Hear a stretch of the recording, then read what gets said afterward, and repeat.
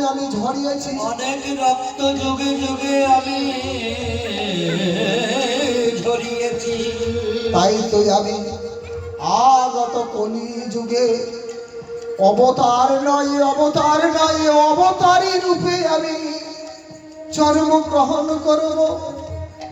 ওই নদিয়ার মাটিতে ভক্ত রূপে জন্মগ্রহণ করে আমি কলিজীবের ধারে ধারে গিয়ে হতভাগ্য কলির জীবকে হরিনাম দিয়ে আমি উদ্ধার করব।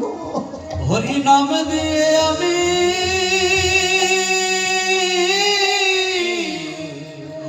আমি উদ্ধার করিব। ও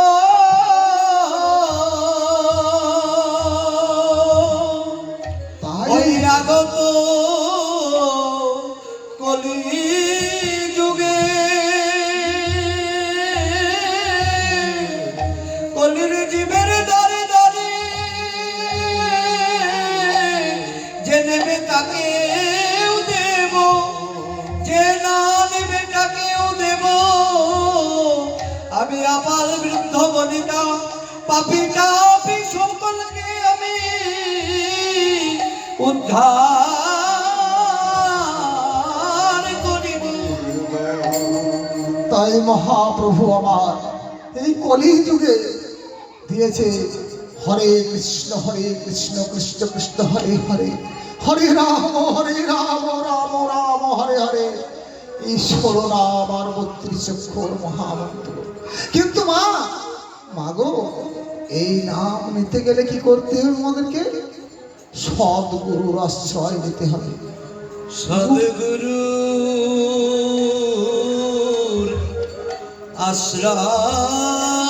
আশ্রয় নিতে হবে। এই গুরুদেব আমাকে কি করবে? সেই গোবিন্দের চরণে, সেই ঠিকানায় আমাকে পৌঁছে দেবে। তাই তো একটা কথা বলি মা গো, আপনারা মৌমাছি সকলেই দেখে থাকবে। তাই মৌমাছির সঙ্গে জানেন মা, গোবরের মধ্যে একটা পোকা হয়, সেই পোকাটার নাম কি? গোবরে পোকা। তাই সেই মৌমাছির সঙ্গে গোবরে পোকার বন্ধুত্বারি হয়েছে। তা গোবরে পোকা কি করে মা গো? সেই গোবরের রস আস্বাদন করে, তাছাড়া তো সে আর কোনো কিছু কোথাও পাবে না। সেই গোবর খেয়ে জীবন ধারণ করে, আর সে গোবর সেবন করে জীবন ধারণ করে। আর সে মনে মনে ভাবে, বাহ, এত সুন্দর জিনিস আমি আস্বাদন করি, আমি আহার করি।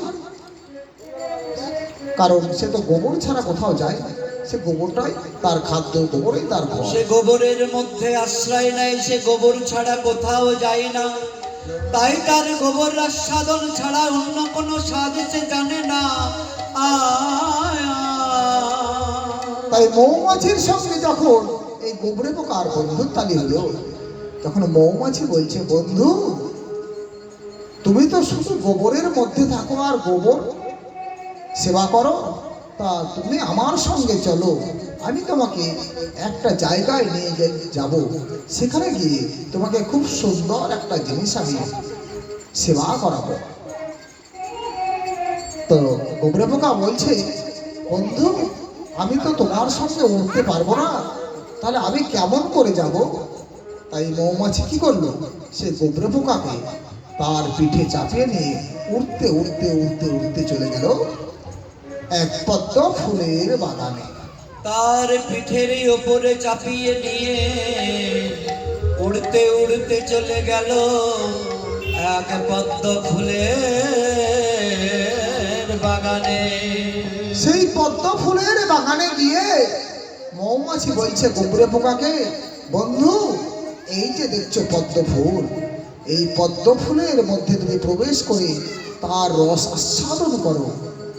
আর হ্যাঁ বন্ধু, আরো একটা কথা বলি, জানো, যখন সূর্য ওঠে তখনই পদ্ম ফোটে, আর যখন সূর্য অস্ত চলে যায় তখনই পদ্ম ফুলের পাপড়ি একটা একটা করে বন্ধ হয়ে যায়। যখন সূর্য উদয় হয় তখন পদ্ম ফুলের পাপড়িগুলো প্রস্ফুটিত হয়।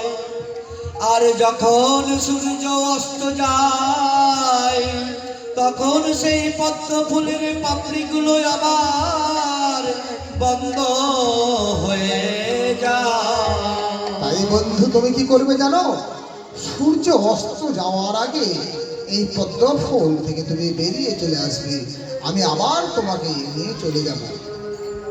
এইদিকে হয়েছে কি মা, গুবরে পোকা জীবনে কোনোদিন সে মধু আস্বাদন করেনি।